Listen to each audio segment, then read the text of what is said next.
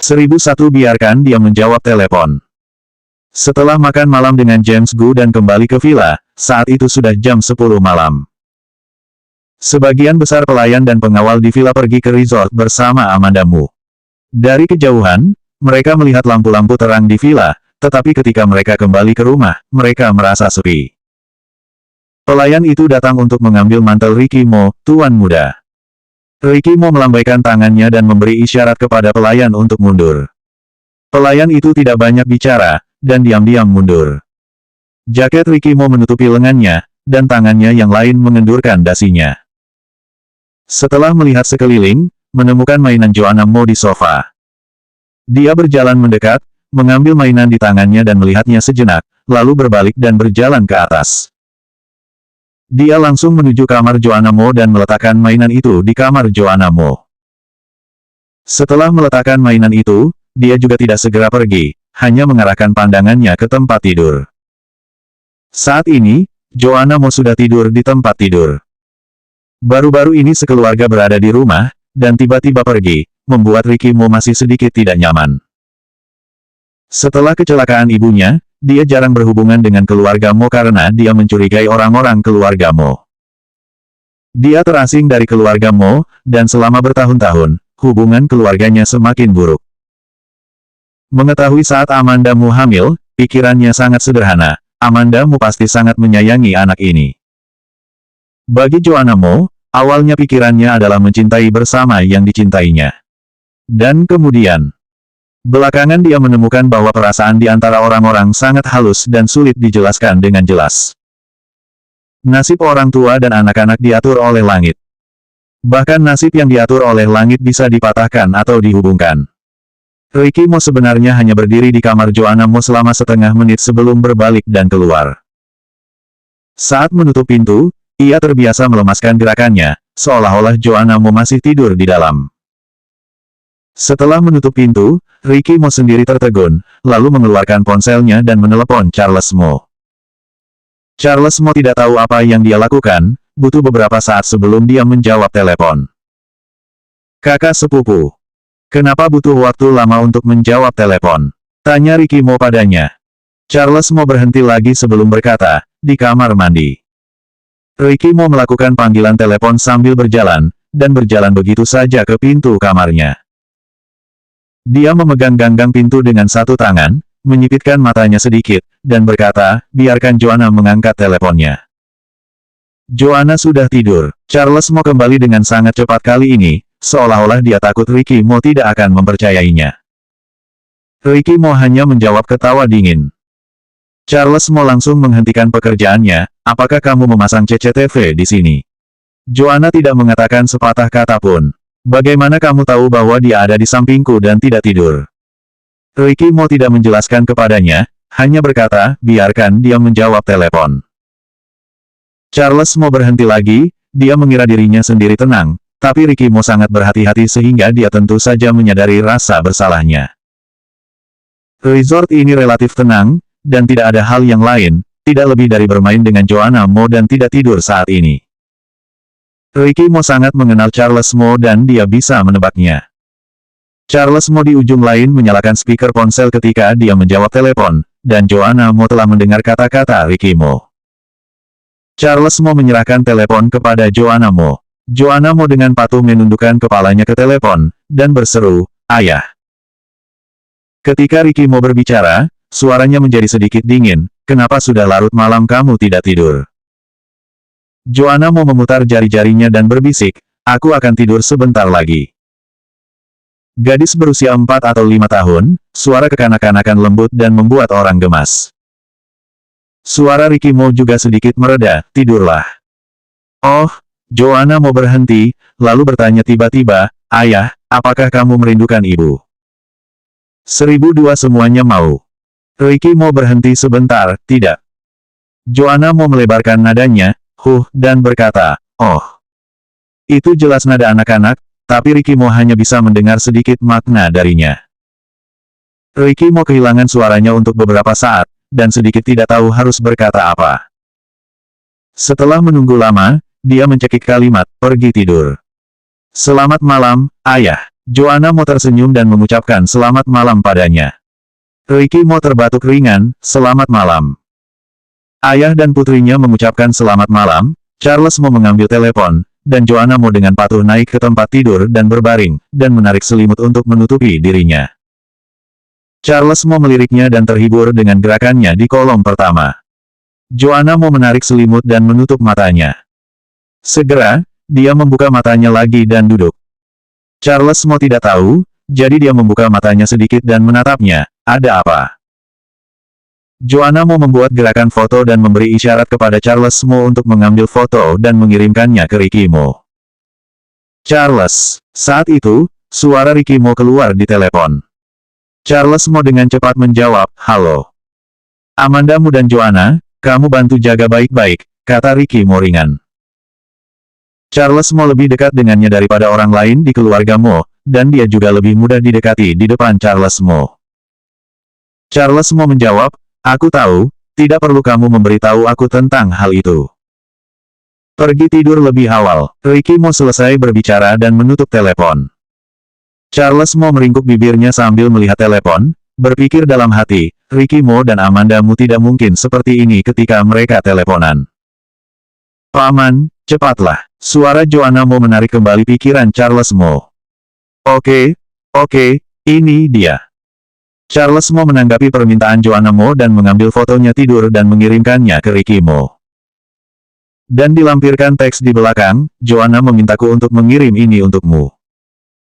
Ricky Mo duduk di tepi tempat tidur, mengangkat alisnya saat melihat foto yang dikirim oleh Charles Mo, dan berkata, oh. Tapi alisnya perlahan melunak. Gadis kecil Joanna Mo juga sangat beraura. Sangat dingin. Ricky Mo sangat dingin, Charles Mo berhenti menjawabnya.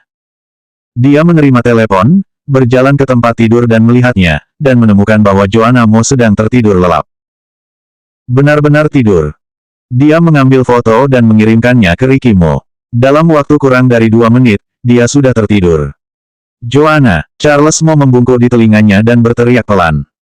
Tidak ada jawaban sama sekali. Anak-anak sangat memiliki daya ngantuk yang hebat. Bisa tertidur begitu cepat.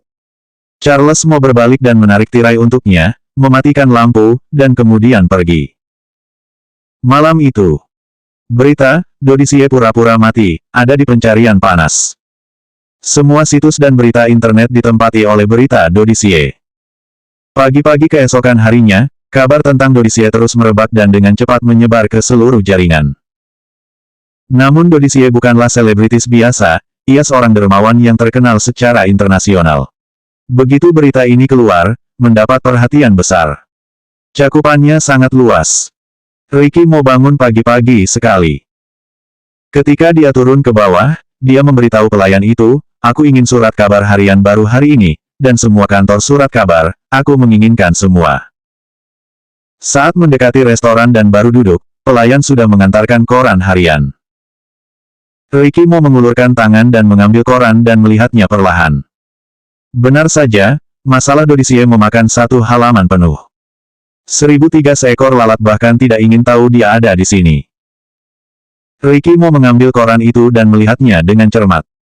Konten di atas dikatakan sangat meyakinkan, seolah-olah itu benar. Tapi Ricky Mo tahu bahwa James Gu lah yang menyuruh orang berbicara omong kosong. Ketika James Gu hanyalah pemilik daftar media Sengding, dia memiliki jaringan yang dalam di industri hiburan. Terlebih lagi, James Gu saat ini adalah bos besar media Sengding yang terkenal, dan dia telah melepaskan tangan kanannya, maka tidak akan ada kekurangan kontak dan hubungan. Juga sangat mudah baginya untuk bersembunyi di balik punggungnya dan mengatur putaran ini. Ricky Mo selesai membaca koran dan mengesampingkannya dengan rasa puas. Tanpa mengetahui apa yang dia pikirkan, dia meringkuk di sudut bibir bawahnya, dan ada jejak jahat di antara alis. Di depan pintu basement yang menutup Ken Zoli, kedua pengawal itu berjaga dengan bosan dan mulai mengobrol. Saat mengobrol, salah satu dari mereka mendengar sesuatu di luar. Pengawal itu berteriak, siapa? Di luar sunyi lagi. Dia berkata kepada pengawal satunya, aku akan memeriksanya, kamu perhatikan baik-baik. Setelah dia selesai berbicara, dia keluar. Dari pintu ruang bawah tanah tempat Kenzo Lee ditahan, terdapat sebuah platform, lalu harus berjalan selusin anak tangga untuk mencapai bawah tanah. Pengawal yang keluar untuk mendengarkan situasi segera kembali. Tapi dia tidak berjalan mundur, tapi jatuh dari atas ke bawah dalam keadaan tidak sadar. Pengawal lainnya kaget ketika dia melihat ini, siapa? Tuk, tuk, tuk.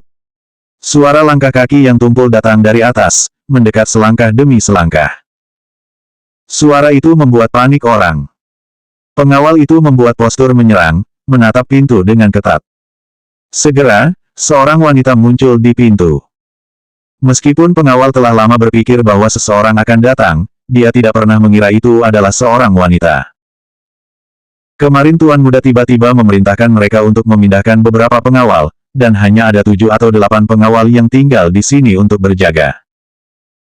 Dengan kata lain, 6 atau 7 orang di luar telah diselesaikan oleh wanita ini, dan dia adalah yang terakhir. Wanita itu sama sekali tidak menatapnya, dan beberapa kilatan melintas, membuat bingung dengan pengawal itu. Mengetuk pengawal itu dengan mudah, dia mengambil kunci dan membuka pintu ruang bawah tanah tempat Kenzo Lee dikurung. Kenzo Lee menggenggam kedua tangannya, bersandar di bagian belakang kepalanya, dan berbaring di sofa dengan mata tertutup, tampak sangat santai. Mendengar dibukanya pintu, Kenzo Lee bertanya, "Aku akan makan lagi secepat ini." Orang yang membuka pintu tidak bersuara. Kenzo Lee menoleh sambil berpikir. Melihat wanita yang berdiri di dekat pintu, mata Kenzo Lee berbinar kaget, Anik. Wanita yang datang adalah Anik. Tuan, Anik berjalan dengan wajah dingin, Ricky mau benar-benar mengurungmu di tempat seperti itu. Kenzo Lee tidak peduli dengan pertanyaan Anik, hanya bertanya padanya, bagaimana kamu bisa masuk?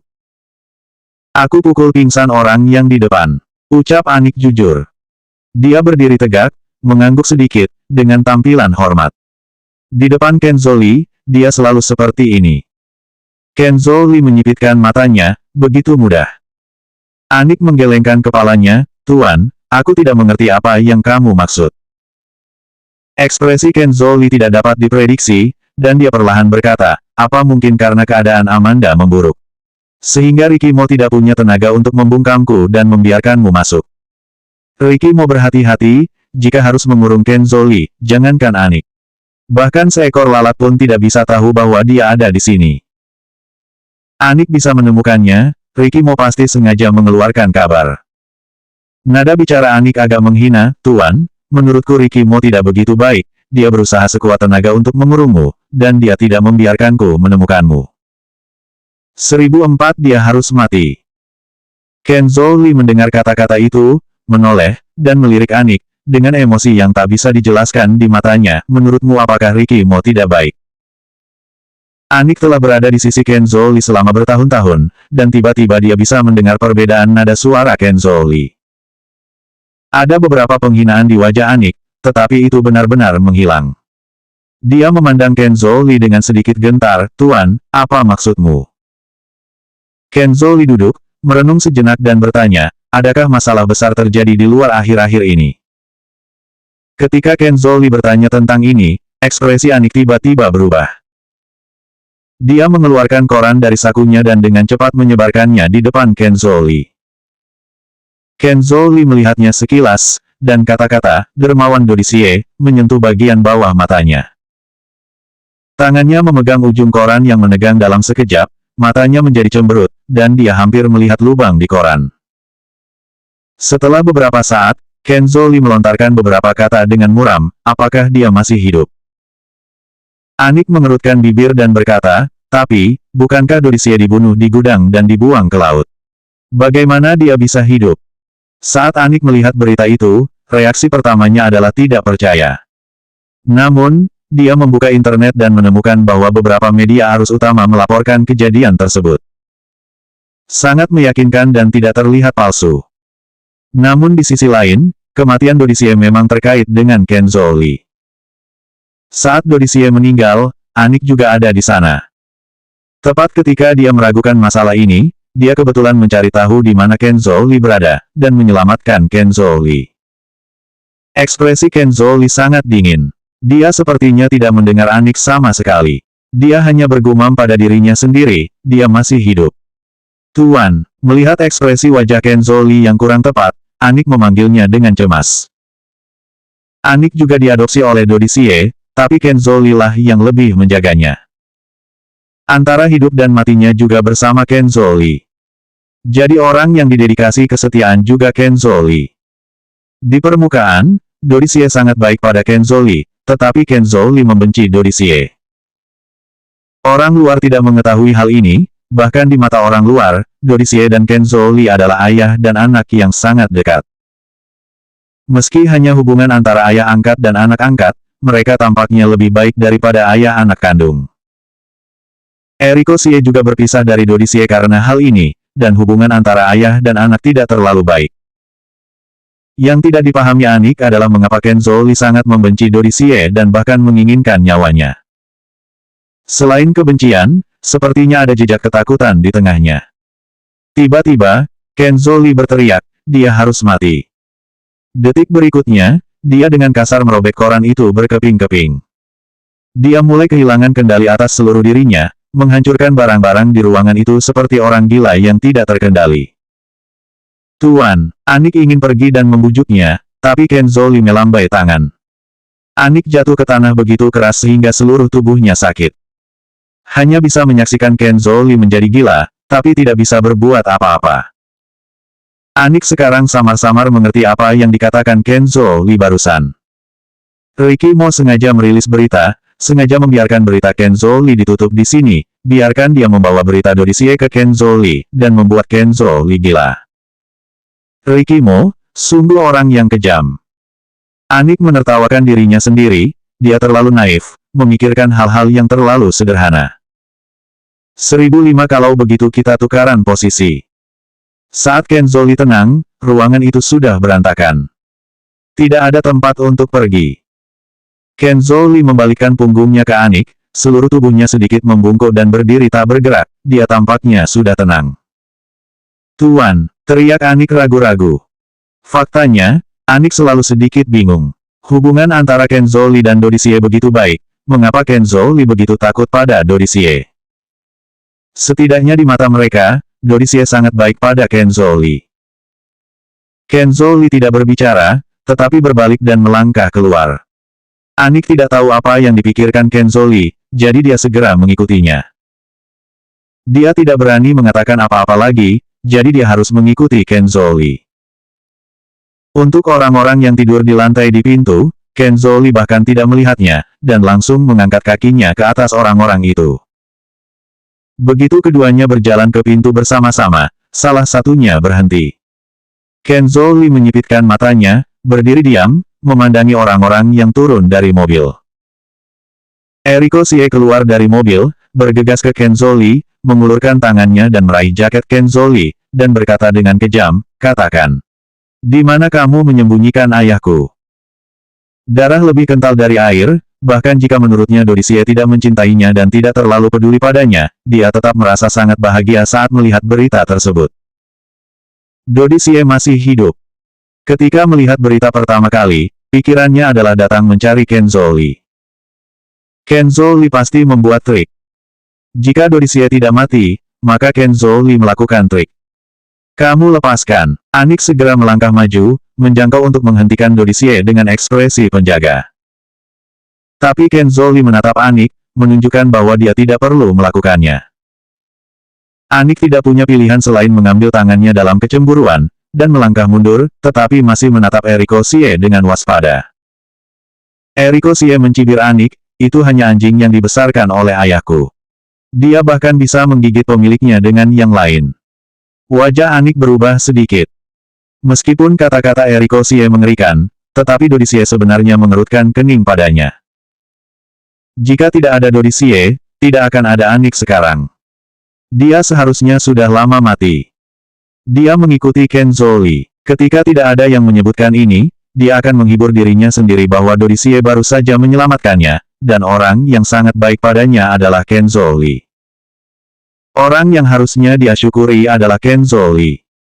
Semakin berpikir seperti ini, semakin merasa nyaman. Sepasang anjing, melakukan kejahatan. Melihat Anik terdiam, Ekspresi wajah Eriko Xie menjadi semakin dingin. Dia memegang tangan Ken Zhou Li dengan erat lagi, dan bertanya, katakan, di mana kamu menyembunyikan ayahku? Ken Zhou Li berkata tanpa ekspresi, aku tidak tahu.